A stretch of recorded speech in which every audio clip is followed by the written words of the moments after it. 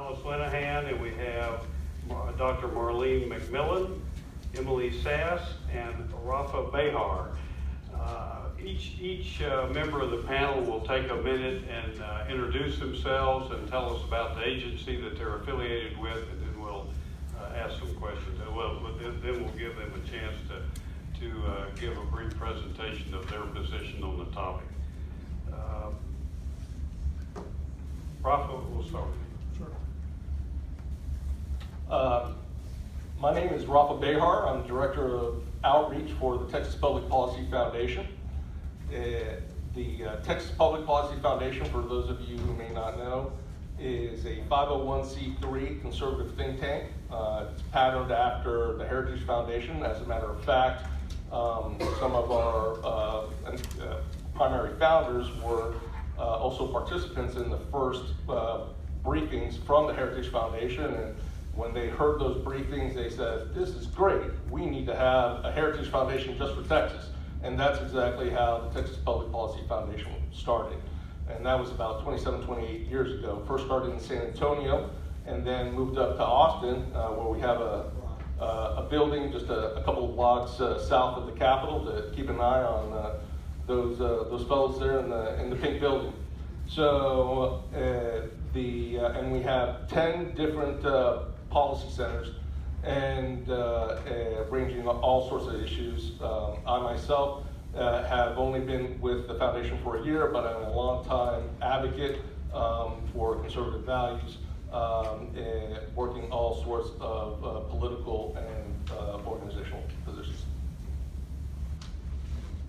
So I'm Emily Sass. I am the K-12 Education Policy Analyst for the Texas Public Policy Foundation, as Rafa has already introduced that. I've worked for several Texas elected officials in the past, most recently for Senator Ted Cruz as his Deputy Regional Director for the west side of the Metroplex, so I recognize some faces here. It's good to be with you here in DFW again. When I married my husband, I moved back down to Austin, the blueberry and the tomato soup of Texas, and decided to preserve the liberties that we have in the rest of the state by joining TPPF on my number one issue, which has always been education. As a former teacher, it's incredibly important to me. And one final note, if I'm talking to you this evening and you smell a little gasoline, it's not the building's fine. It was incredibly windy when I was gassing up in Waco. And about half a dozen drops of gasoline that take a long time to go away, so I apologize. Hello, everyone. My name is Alice Lenahan, and I work with an organization called Women on the Wall, and it was started by Rebecca Forrest in 2008, and our key issues are immigration, national security, and education. And more than anything, I'm a mother of 3 children who has taken advantage of a campaign that Women on the Wall started, that we went into schools, all schools, public schools, private schools, charter schools, and asked 3 questions. Can I see what you're teaching my child? Can I see how you're teaching my child? What's the professional development of the teachers? And number 3, and which is probably why I'm here tonight, can I see who is financially benefiting from the curriculum products on which my child's teacher is evaluated? And that has taken me down a journey, and so I am thankful to be here tonight.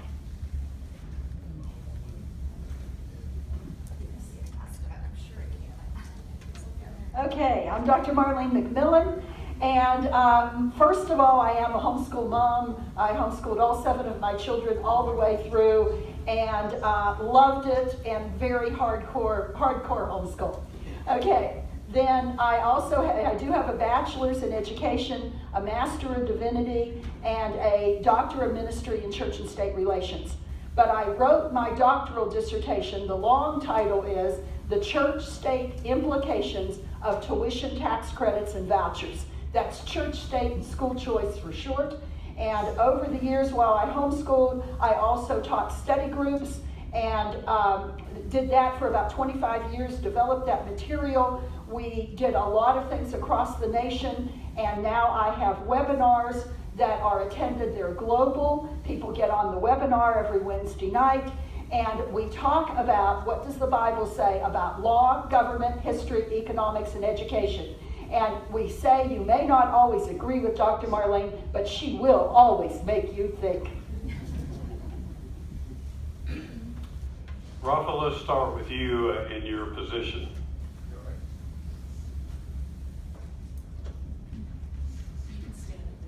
Either one, you can sit or stand, whatever. Yeah, I'd like to stand. if Yeah, possible. sure. That way I can see everybody. You might want to take the mic though. All right.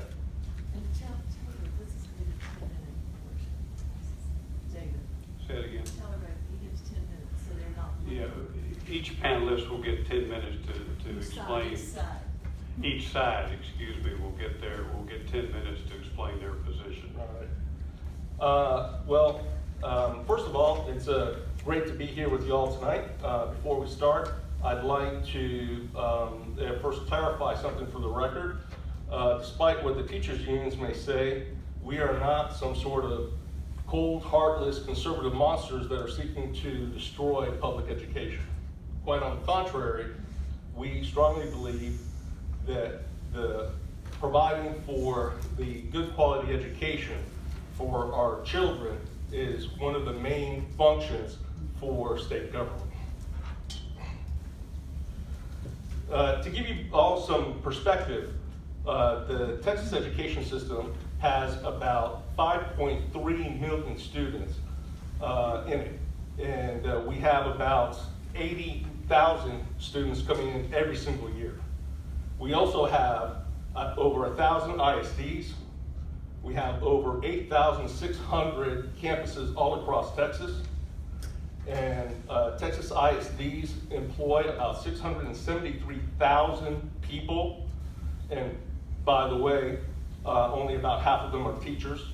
And if the Texas education system were a private corporation, it would be the 7th largest employer in the entire world. Now, that's pretty big, and that's truly Texas size. Now, the system works pretty well for about 80 to 85% of the students. And if you happen to live in a good ISD with some good schools, well, you're pretty lucky and you're pretty fortunate. However, using the TEA's own numbers, that still leaves about 800,000 to about 1 million students that are trapped in low-performing and failing schools. And the majority of those students are minority and economically disadvantaged. We also have about 470,000 special needs students. And if you've been following the news, unfortunately, Texas doesn't have the best reputation for providing education and services to those special students. So that's just not right. And we got to do something about that. You know, we just can't do nothing. We have a duty and a moral imperative to provide good quality education to all Texas students. So what are some of the options? Well, some suggest that we need to put in more money to public education. Well, that may or may not be true. And let's just take a moment to talk about how much we do spend. We spend over half of the $214 billion Texas biennium budget on education. That's $60 billion for this current fiscal year. Now that's a heck of a lot of money, your money, that's being spent on this. And although the actual amount of education spending has fluctuated over the years, since 2004, using actual real dollars, education spending has increased by 29.7%, and per student spending has increased by 7.6%. Now, when you ask the question, well, how much money do we actually need for education? The typical liberal answer that you get is more. We just need more money. So I'll tell you folks, I'm from San Antonio, and TEA has taken over 4 contiguous ISDs in San Antonio for waste, mismanagement, and corruption. And unfortunately, this is a story that has repeated itself all over across this great state of Texas, from El Paso to Houston to the Rio Grande Valley to right here in Dallas. And let's talk a little bit about school bureaucracy. It's grown completely out of control. From 1993 to 2015, the size of the student population in Texas rose to about 48%. It increased to 48%. And the number of teachers has increased about 55%. Well, that's not bad. Obviously we like teachers and we want to see a little bit more teachers. But what is inexplicable is that non-teacher administrative staff has grown by 66%. Now, anybody with a lick of business or just plain old common sense can see that that is completely unsustainable. Okay? And had we just been able to keep that 66% growth in non-teacher administrative staff on par with the student population growth of 48%, we would have been able to save either $2.2 billion annually from the budget, or we could have used that money to give all the teachers in Texas a $6,000 pay raise. God knows they deserve it. And, or we could have taken that money and we could have provided an $8,000 school choice credit to over 270,000 students in need. So that's pretty important. Let's talk about teacher pay raise, because I think that that's also very important. And that what we see is that if we are seriously want to support teachers, which I think that we all do, I personally believe that the teaching profession is one of the most undervalued professions that we have. Why is it that the average salary for teachers is about $50,000? Yet, the average salary for administrative staff is $75,000. And the average salary for a district administrative staffer is $95,000. Folks, the system cannibalizes its own. So that basically forces a teacher who wants to make more money to either switch into the administrative track or leave the profession altogether. Either way, it's a bad result because we end up losing a good teacher. This is completely untenable. So what we see is that we need real school finance reform in the system. The Obama administration tried to put in billions of dollars to public schools and it failed. What we need is true administrative reform. We need to prioritize spending on student-centered learning and to support our teachers. Now let's get back to the students for a second. So you have all these students, they don't have time for us to fix this problem. They don't have 4 years, 6 years, 8 years for us to resolve this. They need a lifeline now. They need some sort of solution now. Now, you're not going to be able to understand school choice unless you accept 2 points. And those 2 points are that, number one, parents know best for the education of their children. And number two is that no student should be forced to attend a failing public school. Now, if you don't accept those 2 points, you're not going to understand the need for school choice. Now let's talk about school choice for a second. So what is school choice? School choice is defined by the Milton Friedman Foundation is a voluntary program that allows public funds to follow the student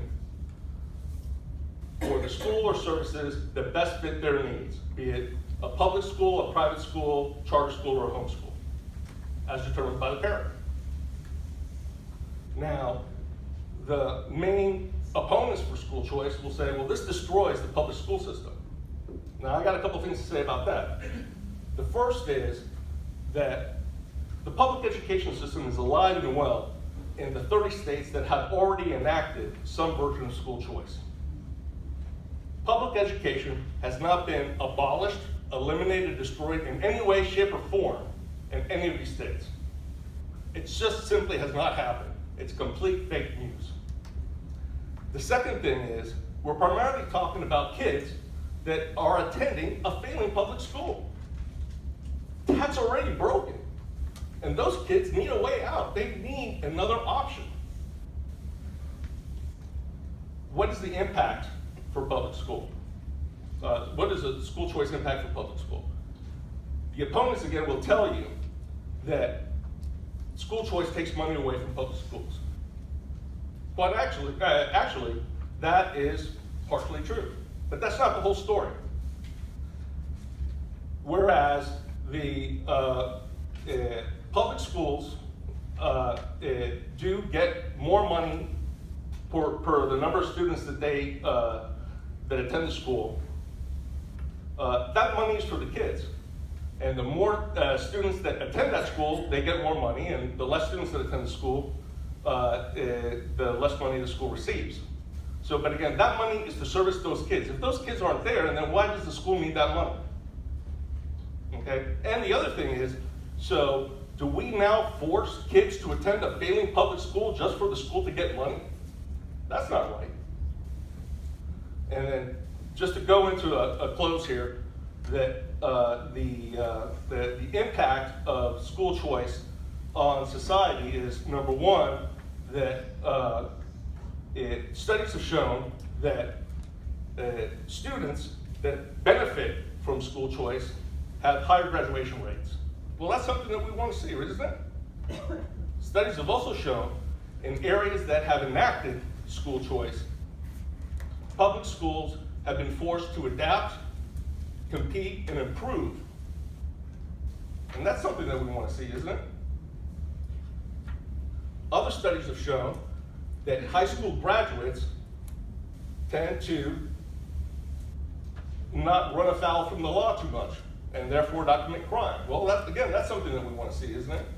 And lastly, that other studies have shown that obviously if you have a high school, if you're a high school graduate, you have higher skill set, and therefore you're more attractive to businesses, and that businesses are more likely to come in and invest in that community. So that's exactly what we want to see, right? Now, folks, I will sum up now. I know that you're telling me time's up, but this is important, and we're all gathered here to hear this, right? So, just to finish up here, just to close. This is very serious. If we don't get a handle on this education thing, this really is the long-term stakes of Texas are at stake. That we need to secure our future. Sorry, I'm a little parched here. So, and that I can tell you that people need to think this through, cut through the static, and reach their own conclusions. But I will tell you that the president is in favor of school choice. Our two senators, Senator Ted Cruz and John Cornyn, are in favor of school choice. Our Governor Greg Abbott is in favor of school choice. Lieutenant Governor Dan Patrick's in favor of school choice. State Senator Don Huffines is in favor of school choice, and 78% of the Republican primary electorate that just voted is in favor of school choice. Now, the students that are trapped in a failing school, they need a way out. They need a lifeline now, and they're the ones that need school choice. So I apologize if it took a little bit long, but I want to make sure they've got everything out on you.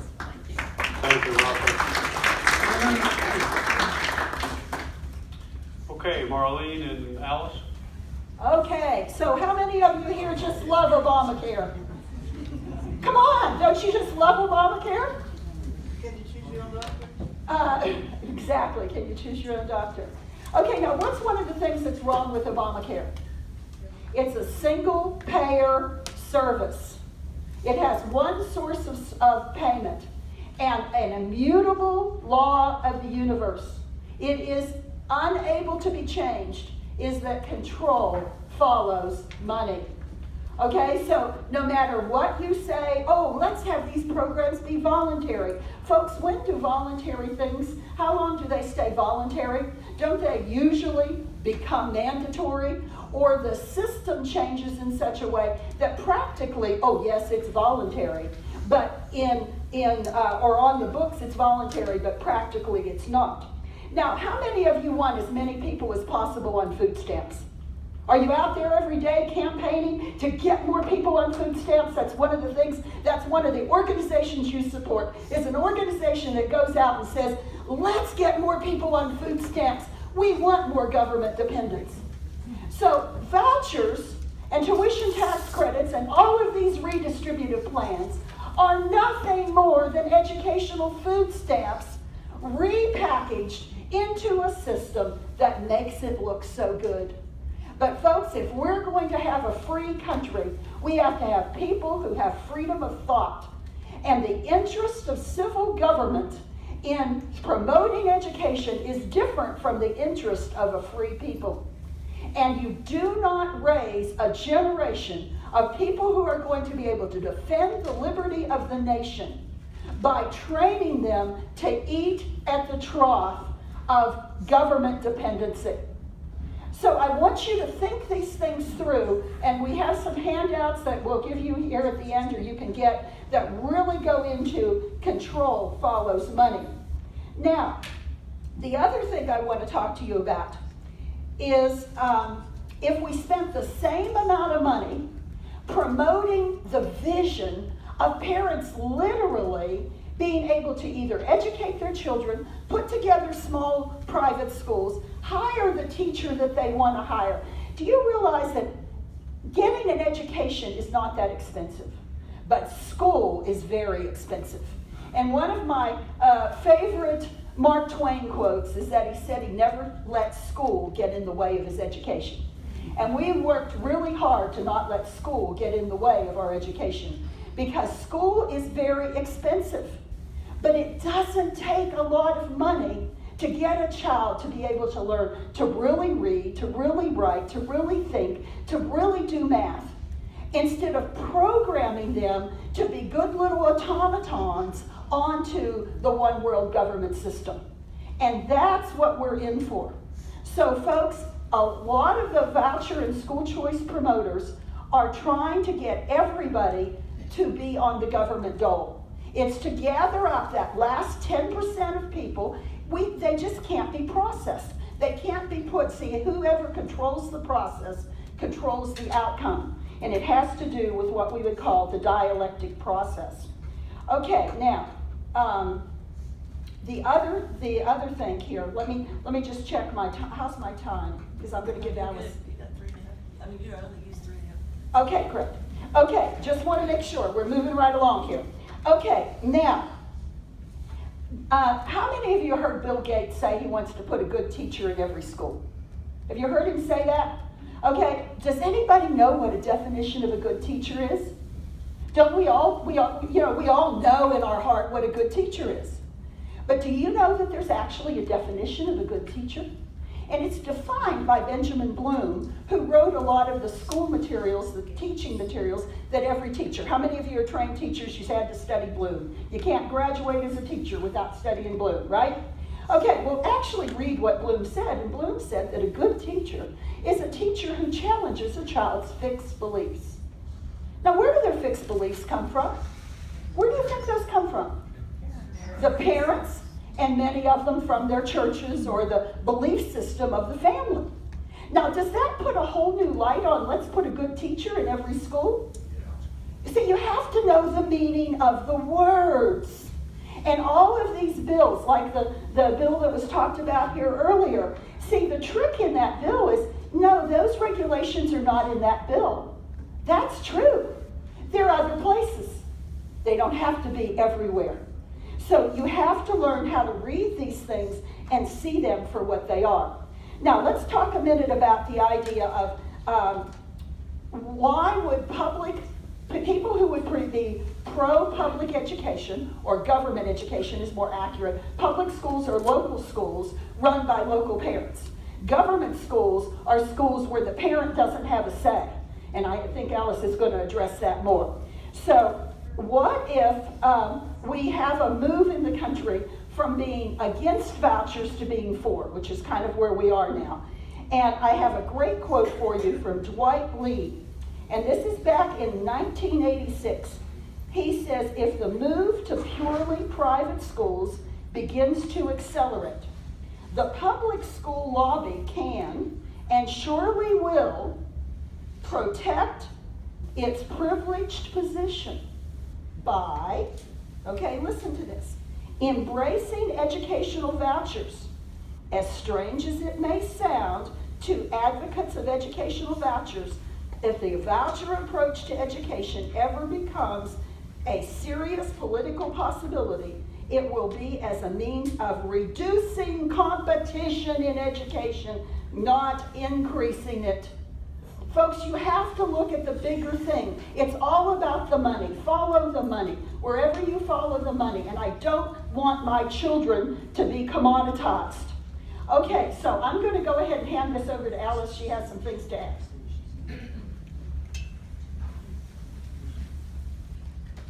There was a quote that a fellow homeschool mom put on Facebook, and I wanted to start with this because I think it pretty much sums it up in a nutshell. She said, "Whoever started the notion that there are funds dedicated to each child is an evil genius.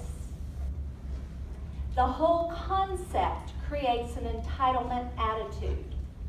We should go back to the idea that public funds provide public school controlled by parents of the children who attend that school and locally elected school boards." The end. In the past, we had a kindergarten through 12th grade education system. It was a system where our children learned to read well, write well, do math, and know history.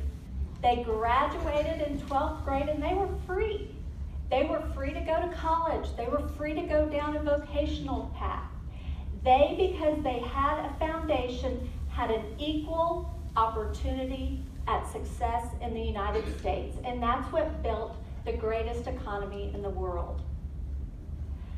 What has happened is we have had a shift away from an education of equal opportunity to an education of equity and equal outcomes.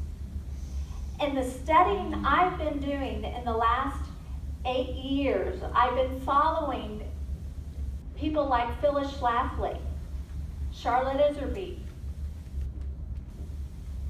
who knew that the push for outcome-based education, school-to-work education, was something we needed to push back against.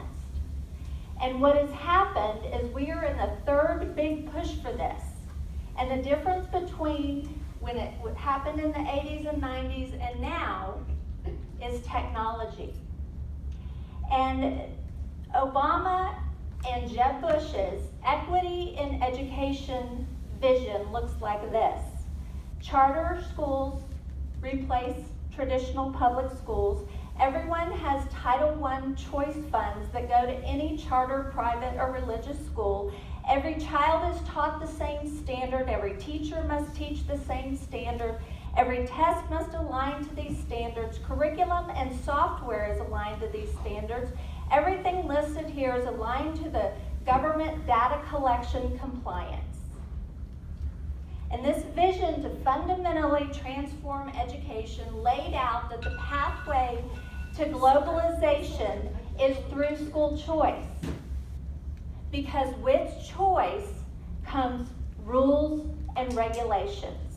And it's interesting because while that ESSA bill, the military for military children, what we know about Jeb Bush's push for ESAs is that they need to get their foot in the door. And it's interesting because the Friedman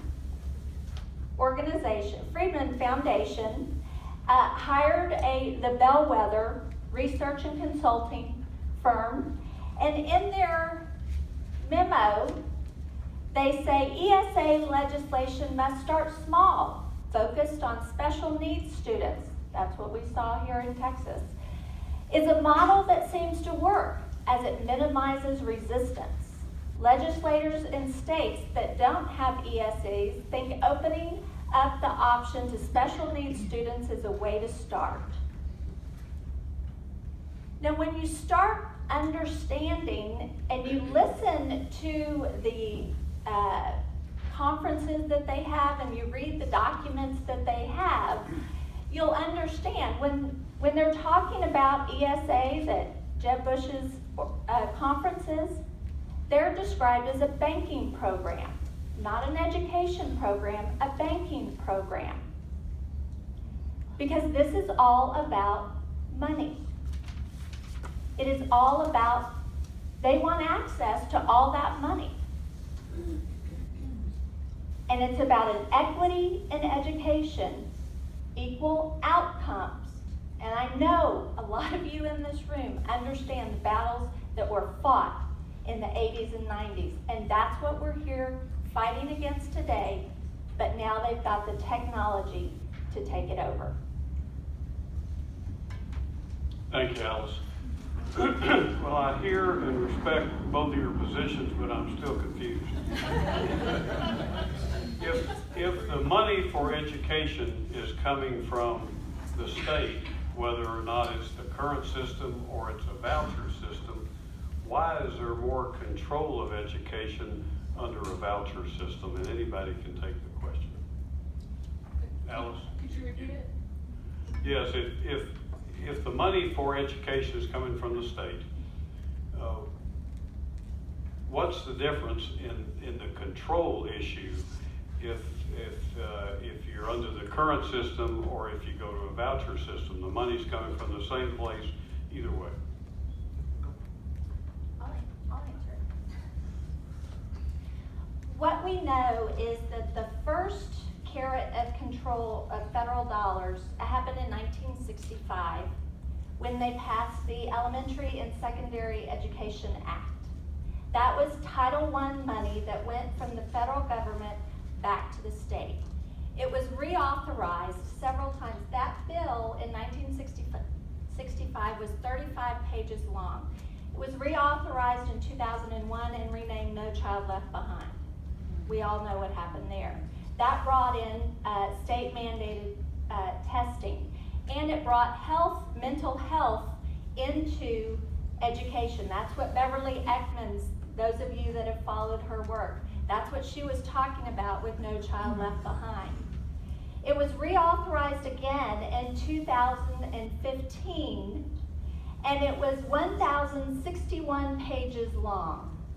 Now, what's important to understand about that is before they passed ESA in 2015, in 2014, the federal government passed WIOA, the Workforce Innovation and Opportunity Act, which binds education under the Department of Labor, Department of Health and Human Services, Department of Defense, and Department of Education. So those are federal funds coming back to the state. And that's why there is a report that we had to give to the federal government talking about what we will do as a state to comply with ESSA.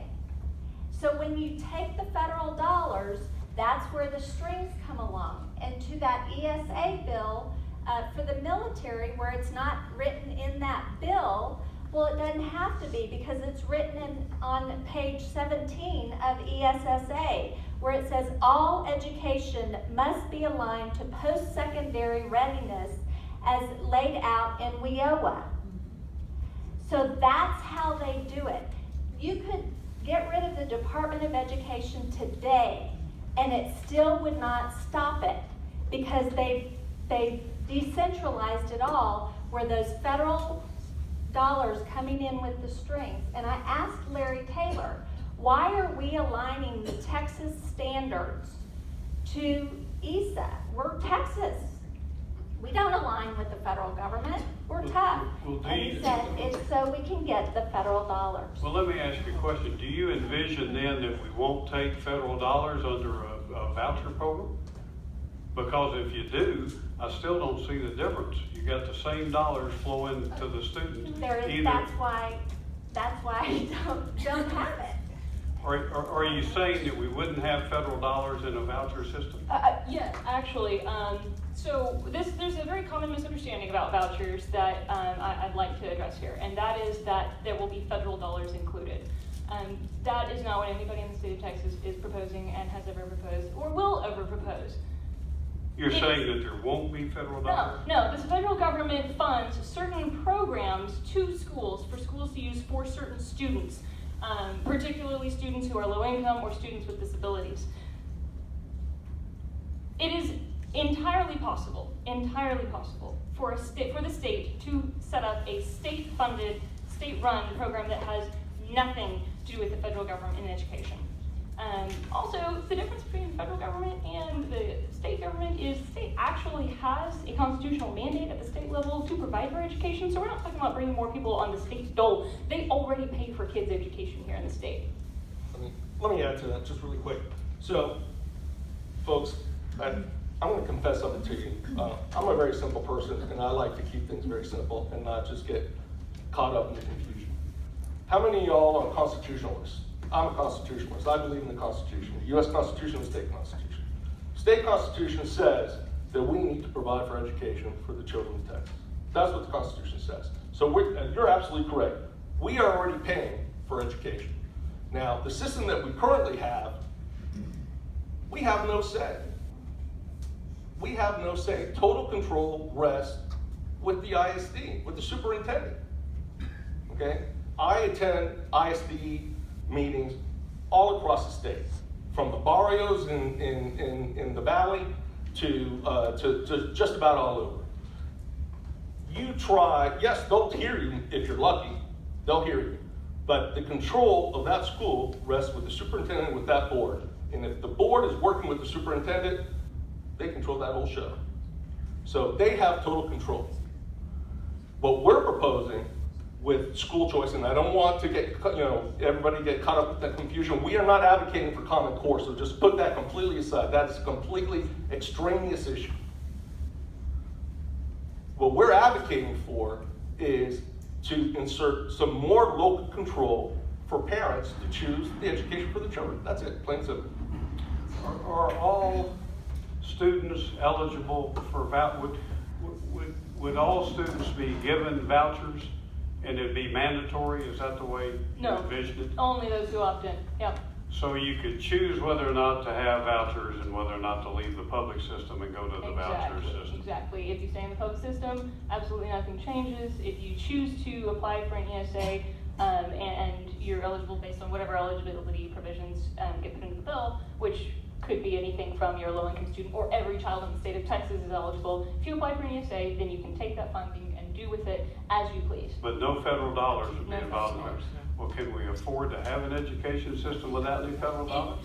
It's actually less expensive for the state because the way most school choice programs are proposed, it's a percentage, 60 to 90% of what's actually allocated for that child within the public system, because we find that it's actually more efficient to educate them in different education environments, and we want to make sure that it stays fiscally responsible. So it provides the state with savings. Can a voucher student cross district lines, school district lines? A public school student can already cross school district lines to another public school if that receiving public school will allow it. Well, now I'm talking about within the district. In other words, could a DISD student attend Garland schools on it with a voucher? If that's within the public school system, yeah, that already happens now. If you're using a voucher, you would be going say to a private school in Garland. Are you saying Yes, that you can do any student in any public school district can go to any school in any district as it stands now? Nope. That's what I heard. That's what I heard. No, there are attendance zones. Right. And schools, students would have first pick, if you will, who live in those attendance zones to go to their locally assigned school. But you could cross city lines and any lines? That's already available. If you're, this actually, Ralph was good at answering this because this is something that happens in low-income areas. What about that? To answer your question directly, it depends. It depends where you are. Okay, they're called ISDs, independent school districts, for a reason, right? They make up their own rules, and they're basically individual fight clubs. So in some areas do have open enrollment within the district. So if you're in one school in the district, you could go to another school within the district. But that doesn't apply to the over 1,000 ISDs that we have in the state. So that's not something that's universal. And so that you wouldn't be able to, and for those ISDs that do have the rule saying that, yes, you want to transfer out of one particular school to another particular school within the district, you could do that, but you have to beg the principal, the superintendent, and the principal of the school that you want to go to in order to do that. If you want to go to a school that's outside the district, and then you have to beg your principal, you have to beg your superintendent, and then you have to beg the superintendent from the other district, and the superintendent from the other district, and the superintendent from the district that you're in need to agree. So it's quite convoluted. So a superintendent in a, let's call it the receiving district, can refuse to let a student come in? It's called inter-district transfer, Okay. and it's already available right now. Just to make it I practical, didn't if know I that. may, to explain to the group, if you're a student in Dallas ISD and you wanted to attend a school in Garland ISD, you would have to get permission from the Dallas ISD, and then get permission from the Garland ISD. And Right. it happens frequently when families want to switch from one school to another. It depends on whether or not their school district allows it and the receiving school district allows it. So that's actually not, it's not vouchers or ESAs at all. That's already done between public schools. Okay, so if you create your own school, or you teach your own children, or you do what you want to do, and you don't have to go get anybody's permission, you don't have to get a voucher, you don't have to go beg anybody, you become your own person, and that raises a child who's responsible for their education and who grows up with a different mindset. Yes, we say all these things are voluntary, but these voluntary programs become mandatory, or practically they make people government dependent. So I'm all about liberty. So folks, people who live in liberty think differently than people who live in bondage. You have a choice here, but the temptation of taking a voucher or getting involved in these systems, they assume that you have a registered child, that the child belongs to the government. They assume that the family belongs to the government. They assume that you are going to teach whatever this one world mindset is that they want taught. And the whole thing is geared not toward liberty and sovereignty of a nation, but toward the dependency of a nation. So these are the choices before you. It doesn't matter whether it's rules from Texas or rules from anywhere else. He who pays controls. If you go and get a grant, who determines the rules of that grant? Even if you don't have to pay it back, who determines the rules? Do you determine them, the recipient? No. Whoever's giving the grant sets the rules. And so it doesn't matter if it's the state of Texas or the federal government, the rules are controlled not by you. And it's time to wake up and see that, the long-term consequences. But isn't that true now that the state controls the rules now? That's why we don't want to participate. But it sounds to me like either system, somebody's controlling the rules. Is that, Alice? Address that. That's right, because all of these, when a bill is passed, you have to have an entity that writes the rules and regulations for that law. And that's part of the challenge that we're in today. We are no longer governed by laws. We're governed by rules and regulations that are written by an appointed bureaucrat.